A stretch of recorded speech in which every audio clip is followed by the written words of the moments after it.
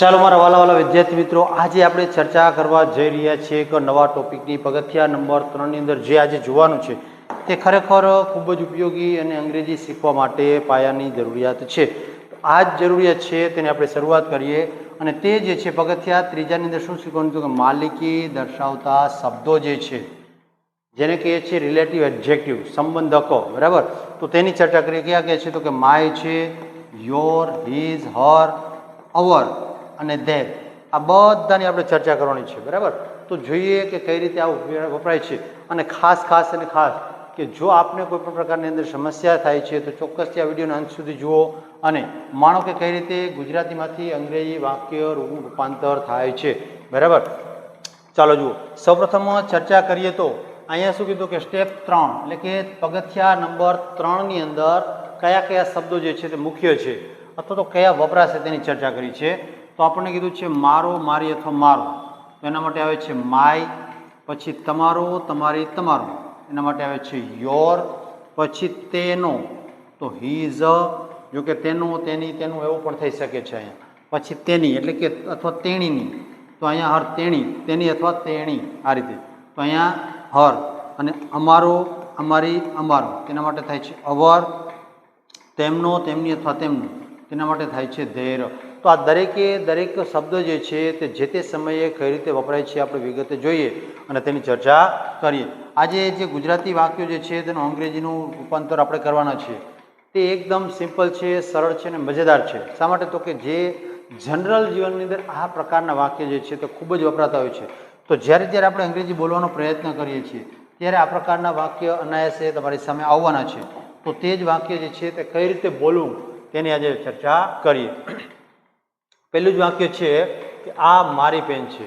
તો શું કીધું કે આ એટલે કે ધીસ લઈશું આપણે. શું થશે? આ એટલે ધીસ. પછી છેડવી જવાનું, ધીસ ઇઝ. અહીંયા મારી પેન, મારી પેન એટલે કે માય પેન. બરાબર, શું કહીશું? This is my pen. આ રીતે આપણે કોઈ પણ વસ્તુ જે છે, એવું નથી કે પેન, કોઈ પણ વસ્તુ જે છે તેને આ રીતે તમે રજૂ કરી શકો છો કે મારી પેન, તેની પેન, તેઓની પેન, આ રીતે. બીજું વાક્ય, તે તમારું પુસ્તક છે. તે એટલે કે ધેટ લઈ શકો અથવા ઈટ લઈ શકો છો. આપણે ઈટ લઈએ, ઇટ ઇઝ. અહીંયા તમારું એટલે શું થશે તો કે your, it is your book, આ પ્રમાણે. પછી બીજું વાક્ય, આ તેનો બેગ છે અથવા તેની બેગ છે. તો આ એટલે કે ધીસ ઇઝ, તેની એટલે હીઝ અને બેગ. અહીંયા તમે હીઝ અથવા હર લઈ શકો, કેમ કે નક્કી નથી થઈ શકતું એટલા માટે આપણે અહીંયા અત્યારે હીઝ લીધું છે. પછી તે તેની સાયકલ છે. તો આપણે કહીએ તે એટલે કે ઇટ ઇઝ, તેની એટલે શું કહીશું ફરી વખત? His, it is his cycle. ચાલો, તો આ રીતે ઇટ ઇઝ હીઝ સાયકલ. ત્યાર પછી આ અમારું ઘર છે. જુઓ જોઈએ, આ અમારું જે છે તે સંબંધક તરીકે વપરાયું છે, ઘર છે તે નામ છે, અને આ તે શું છે તો કે પોઇન્ટર છે એટલે કે દર્શાવે છે. આ એટલે કે શું કહીશું આપણે? ધીસ અને ઇઝ. પછી અમારું, અમારું એટલે અવર. ધીસ ઇઝ અવર હાઉસ, આ પ્રમાણે. પછી તે તેમનો બગીચો છે. તે એટલે શું થશે તો કે ઈટ લઈ શકો છો અથવા ધેટ લઈ શકો છો. આપણે ઈટ લઈએ. તેમનો એટલે કે ધૈર્ય. પેલા શું કહેશું? છે એટલે કે ઇટ ઇઝ ધેર. શું છે તો કે બગીચો એટલે garden. It is there garden. બીજું વાક્ય, મારો મિત્ર ખૂબ હોશિયાર છે. અહીંયા આપણને સંબંધકની સાથે સાથે વિશેષણ આપ્યું છે ખૂબ. બરાબર, તો એની ચર્ચા કરીએ. મારો મિત્ર એટલે શું કહીશું? My friend, my friend. પછી છે એટલે કે ઇઝ, માય ફ્રેન્ડ ઇઝ. ખૂબ એટલે વેરી, અને હોશિયાર એટલે ક્લેવર. તો શું કહીશું? માય ફ્રેન્ડ ઇઝ વેરી ક્લેવર. ચાલો, તો જો મિત્રો કઈ રીતે સામાન્ય વાક્ય જે છે તે કઈ રીતનું ગુજરાતીમાંથી અંગ્રેજીમાં રૂપાંતર થાય છે. અને બીજી બાબત કે આ પ્રકારના વાક્ય જે છે તે આપણે જાહેર જીવનમાં ઉપયોગી કરતા થઈશું તો અંગ્રેજી બોલવામાં એકદમ સરળ પડશે. ચાલો નેક્સ્ટ જઈએ અને ચર્ચા કરીએ તે વાક્યોની. ચાલો, શું છે તો કે તમારી શાળા મોટી છે. તમારી શાળા મોટી છે. તમારી એટલે શું થશે તો કે યોર. પછી યોર સ્કૂલ, તમારી શાળા, યોર સ્કૂલ ઇઝ કેવી છે તો કે big, your school is big. પછીનું વાક્ય, તેનો ભાઈ ડોક્ટર છે, તેનો ભાઈ એટલે શું કહીશું આપણે, his brother is a doctor, his brother is a doctor. પછીનું વાક્ય, તેની બહેન શિક્ષિકા છે, તો તેની બહેનો શિક્ષિકા છે, તો આપણે શું કહીશું અહીંયા ફરી વખત, હિઝ પછી બહેન એટલે સિસ્ટર ઇઝ અ ટીચર. બરાબર. ત્યાર પછીનું વાક્ય છે, અમારો વર્ગખંડ સ્વચ્છ છે, તો અહીંયા અમારો એટલે શું થશે, અવર, વર્ગખંડ એટલે ક્લાસ, સ્વચ્છ એટલે ક્લીન, અને છે એટલે ઇઝ. તો આ રીતે દરેક વાક્ય જે છે, દરેક શબ્દો તેને આપણે એક પછી એક જોઈએ. તો અમારો એટલે શું કહેશે, અવર.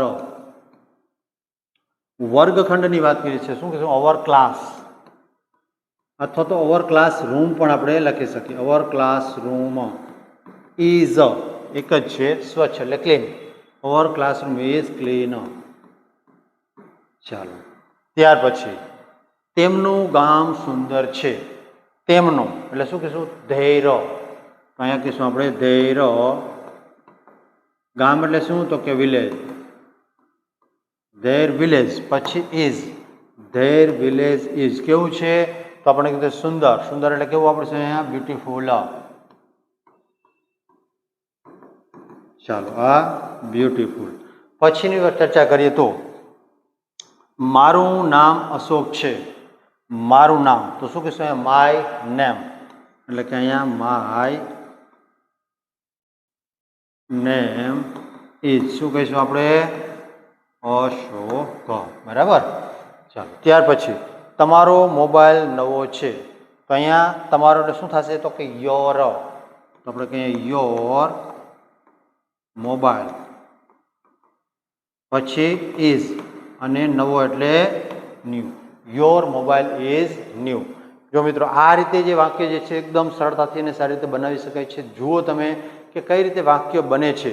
અને હવે આગળ ચર્ચિત કરીએ તેના પછીના વાક્યની, તો તે વાક્ય જે છે તે જોઈએ તો ક્યાં છે તો કે તેનો રૂમ મોટો છે, તેનો રૂમ મોટો છે એવું કીધું છે.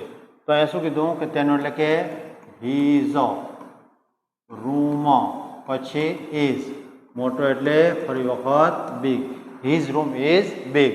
પછી તેની કાર લાલ છે, તેની કાર કીધું છે એટલે શું કીધું ફરી વખત, હિઝ કાર, પછી ઇઝ કેવી છે તો કે લાલ એટલે red, his car is red. પછીનું વાક્ય શું છે તો કે અમારું શહેર ખૂબ સુંદર છે, અવર એટલે કે અમારું, અવર શહેર, શહેર એટલે કે સિટી અથવા ટાઉન પણ લઈ શકીએ. અવર ટાઉન લ્યો તો ભલે અને અવર સિટી લ્યો તો શું કીધું, અવર સિટી ઇઝ વેરી, ખૂબ એટલે કે વેરી, વેરી કેવું છે સુંદર, beautiful, beautiful. Our city is very beautiful.